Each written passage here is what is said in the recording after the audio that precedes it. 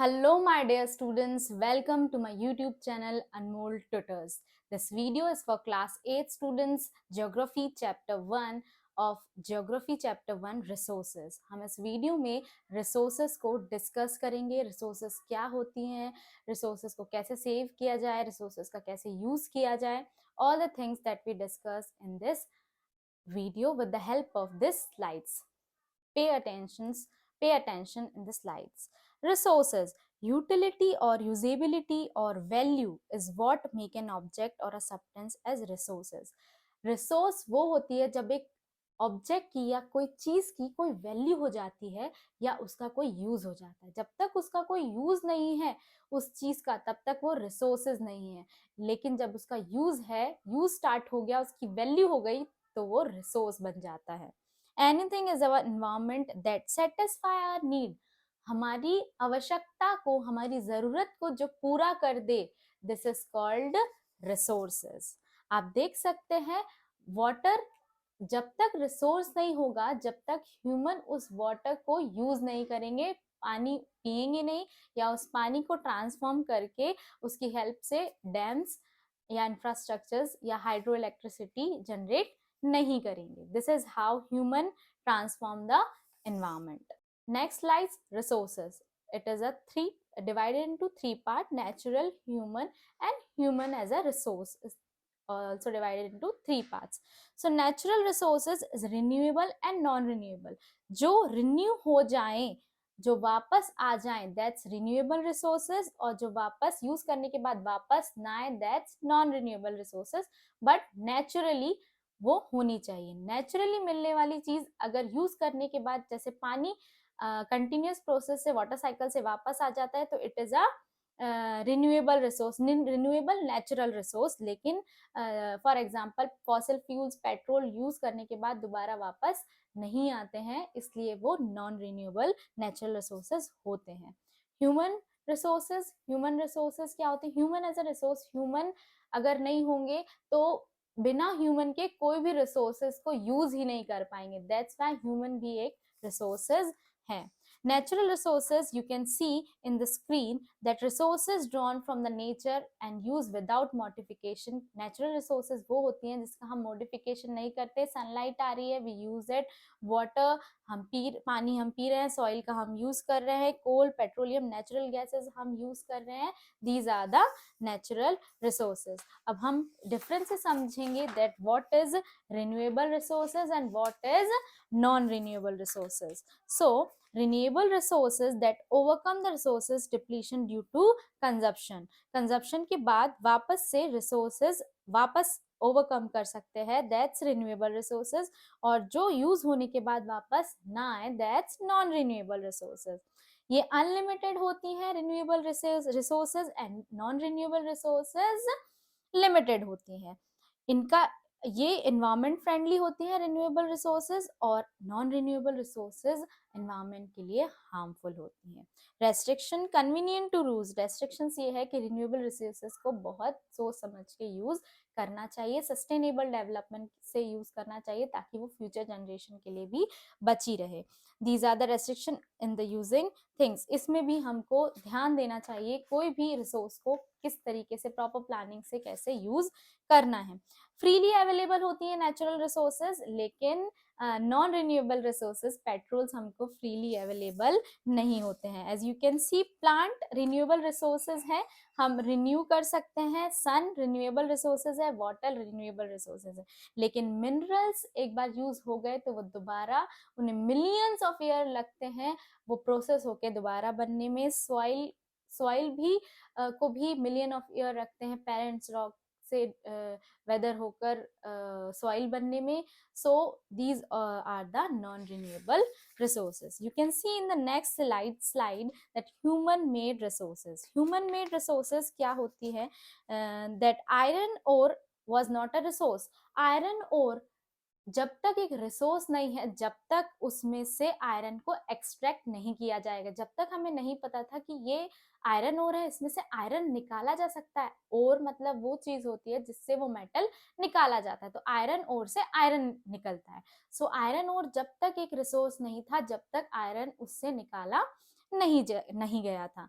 Natural to man made resources, देखा आपने कि कैसे रबर से टायर बनाते हैं, would say dining table, metal से स्पून और ज्वेलरीज बनाते हैं। तो ह्यूमन क्या कर रहे हैं, नेचुरल रिसोर्स को यूज करके उसको ट्रांसफॉर्म करके अपने लिए और भी सूटेबल बना रहा है।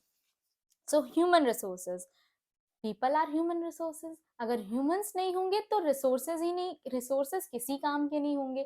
तो ह्यूमंस भी एक रिसोर्सेज हैं। एक कंपनी को भी ह्यूमंस चाहिए होते हैं अपनी कंपनी को प्रोडक्टिविटी बढ़ाने के लिए। तो ह्यूमन सबसे इंपॉर्टेंट रिसोर्सेज है। विद द हेल्प ऑफ, अब ह्यूमन रिसोर्सेज, कैसे एक ह्यूमन रिसोर्स बनता है, कोई काम का बंदा ह्यूमन रिसोर्स नहीं होगा, बट जिसके पास एजुकेशन होगी, स्किल होगी, प्रॉपर हेल्थ होगी, टेक्नोलॉजी का नॉलेज होगा, that person is a resource for anyone. Human create more resources called human resources development.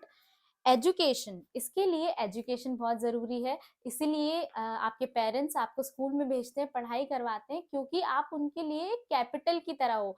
जैसे कंपनी में कैपिटल इन्वेस्ट करते हैं और पैसा कमाने के लिए, वैसे ही बच्चों को भी पढ़ाया जाता है, उन पे इन्वेस्ट किया जाता है, उनकी हेल्थ का ध्यान रखा जाता है, क्योंकि वो आगे जाके पैसे कमाएंगे, इकोनॉमिक डेवलपमेंट करेंगे, जो उनके घर का भी डेवलपमेंट होगा और कंट्री का भी डेवलपमेंट होगा। इसलिए human is a resource. Spending on the education, जैसे कि एक मशीन आपके लिए रिसोर्स है, जैसे कि आपकी गाड़ी आपके लिए एक रिसोर्स है, तो आप उसमें पेट्रोल डलवाते हो, उसकी सर्विसिंग करवाते हो, ताकि वो आपको लाइफ टाइम या जब तक आपको उसकी जरूरत है आपका साथ दे। वैसे ह्यूमंस भी एक रिसोर्स हैं, जब तक आपकी जरूरत है तो आपको प्रॉपर न्यूट्रिशन मिलना चाहिए, प्रॉपर हेल्थ केयर मिलनी चाहिए, प्रॉपर एजुकेशन मिलनी चाहिए, ताकि आप भी एक अच्छे रिसोर्स की तरह काम कर पाए। Next slides, development of resources. अब रिसोर्सेज तो लिमिटेड हैं, तो इसलिए उसका प्रॉपर डेवलपमेंट होना चाहिए। हम बहुत ज़्यादा ओवर यूटिलाइजेशन कर रहे हैं रिसोर्सेज का। Depletion of resources, concentration of resources and global ecological crisis. अभी अगर यूक्रेन और रशिया के युद्ध की बात करें, तो उसकी वजह से बहुत सारे यूरोप कंट्रीज और एशियन कंट्रीज में एनर्जी क्राइसिस आ गए हैं। फर्स्ट, डिप्लीशन ऑफ रिसोर्सेज धीरे धीरे खत्म होती जा रही हैं, बिकॉज एनर्जी क्राइसिस आ रहे हैं, और मिनरल्स जो पेट्रोलियम्स है वो भी लिमिटेड ही है, हमको दूसरे कंट्री से एक्सपोर्ट करना पड़ता है, इसलिए उसके इतने ज़्यादा हाई रेट में हमको पे करने पड़ते हैं। गवर्नमेंट कितना भी उसका रेट बढ़ा दे, हमको उसकी ज़रूरत है, हमको पेट्रोल की ज़रूरत है, तो हमको हर दिन पेट्रोल रिक्वायर्ड रहेगा। हमको गैस की ज़रूरत है, सीएनजी की ज़रूरत है, तो हमको हर दिन, हर महीने उसका रिक्वायरमेंट रहेगा ही रहेगा। Germany, UK, as you can see in the screen, Germany, UK, China, India, ये सब आज के टाइम पे एनर्जी क्राइसिस, रिसोर्सेस क्राइसिस का सामना कर रहे हैं। Concentration of resources divide the society into rich and poor. कभी कभी या most of the time resources humans को रिच एंड पुअर में भी डिवाइड, सोसाइटी को अलग अलग डिवीजन में भी डिवाइड कर देती है। ग्लोबल इकोनॉमिक इकोलॉजिकल क्राइसिस में आप देख सकते हैं कि कुछ जो होते हैं, जैसे दिल्ली स्टेट की बात करें तो वहाँ पे बहुत ज़्यादा ठंड भी बहुत ज़्यादा पड़ती है, कोहरा, वहाँ पे पॉल्यूशन बहुत ज़्यादा है, तो उससे रिलेटेड उनको पॉलिसीज बनानी पड़ती हैं। लेकिन जब हम बात करें ग्लोबल इकोलॉजिकल क्राइसिस की, तो अगर ओजोन लेयर में डिप्लीशन हो रहा है तो पूरे अर्थ पे इफेक्ट पड़ेगा। ग्लोबल वार्मिंग हो रही है तो पूरे अर्थ पे इफेक्ट पड़ेगा, ज्यादा गर्मी बढ़ेगी, ज्यादा पानी का वाटर लेवल हाई होगा, ज्यादा फ्लड आएंगे, तो ज्यादा हमको ही नुकसान है। ओजोन लेयर का डिप्लीशन होगा तो भी हमको ही नुकसान है। तो इसके लिए next slide that we see that हमको करनी चाहिए resources planning. Resources planning is a technique और स्किल टू प्रॉपर और जुडिशियस यूज ऑफ रिसोर्सेज, ताकि हम रिसोर्सेज का अच्छे से यूज करें। रिसोर्सेज अनइवनली डिस्ट्रीब्यूटेड होती है। अगर हम दुबई की बात करें तो वहाँ मिनरल्स इजीली मिल रहे हैं, पेट्रोलियम, लेकिन अगर हम इंडिया की बात करें तो क्या हम डिगिंग करेंगे तो हमको आसानी से पेट्रोल मिल जाएगा? नहीं मिलेगा।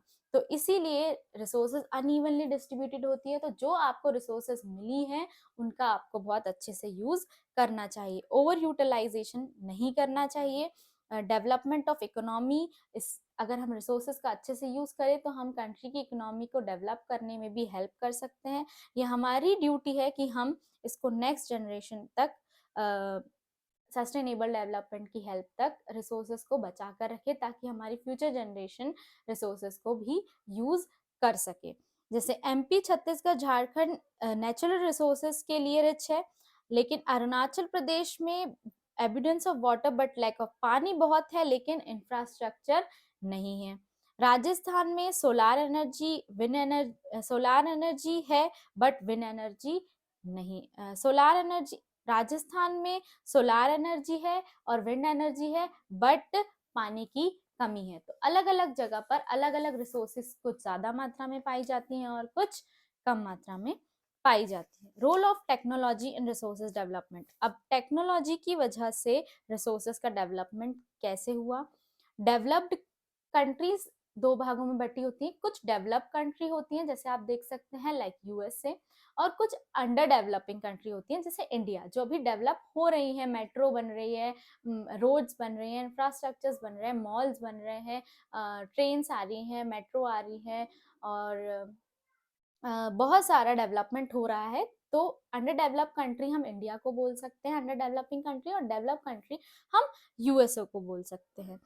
Indian always rich in resources, ये आप देख सकते हैं। अगर हम कॉलोनाइजेशन की बात करें, कॉलोनाइजेशन जब ब्रिटिशर्स आए थे तो उन्होंने भी इंडिया पे वो इसीलिए अट्रैक्ट हुए थे इंडिया में रहने के लिए, इंडिया पे कैप्चर करने के लिए, क्योंकि उनको पता था कि India is rich in resources, India में रिसोर्सेज की कमी नहीं है।